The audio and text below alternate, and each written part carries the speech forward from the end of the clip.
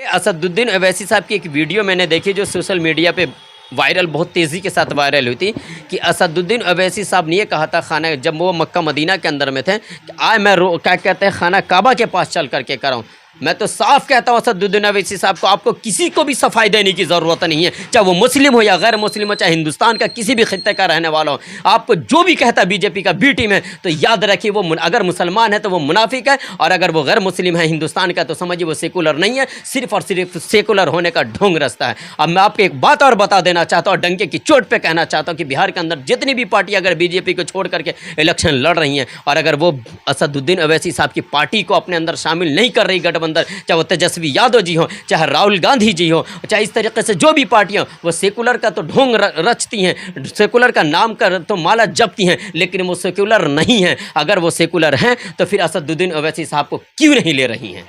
Party में क्यों नहीं शामिल कर रही हैं?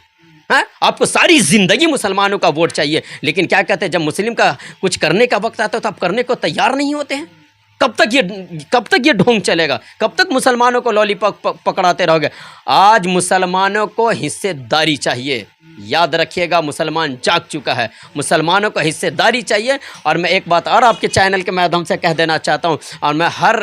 अभी जैसे बिहार के अंदर इलेक्शन है ना, तो मैं हर बिहारी से क्या कहना चाहता हूँ कि अगर आप बिहार की तरक्की देखना चाहते हैं, चाहे वो किसी भी शूबे में हो, एजुकेशन हो, स्वास्थ्य हो, रोज़गार हो, चाहे किसी भी शूबे में अगर आप तरक्की देखना चाहते हो, चाहे रोड हो, चाहे गांव हो, तो आप MIM को लेकर कहिए, प्लीज़ लेकर कहिए। आपने सारी ज़िंदगी लालू जी को ढोया, सारी ज़िंदगी आपने नीतीश कुमार जी को ढोया, और अभी कुछ सालों से गठबंधन में है बीजेपी, और क्या कहते हैं हमारे चाचा जान नरेंद्र मोदी जी हैं, और हमारे चाचा जान क्या कहते हैं नीतीश कुमार जी को हम ढो रहे हैं। इस मर्तबा हकीकतन बदलाव चाहिए, और हर हाल में बदलाव चाहिए, लेकिन MIM की शक्ल में बदलाव चाहिए हमें। इसलिए हम तो साफ कहते हैं, डंके की चोट पे कहते हैं कि असदुद्दीन ओवैसी साहब, आप 100 के नहीं बल्कि जितनी भी सीटें 200 प्लस है ना, सब पे आप अपना उम्मीदवार खड़ा कीजिए, और हम आपके साथ हैं, चाहे वो जान हो, माल हो, वक्त हो, चाहे जो भी हो। आप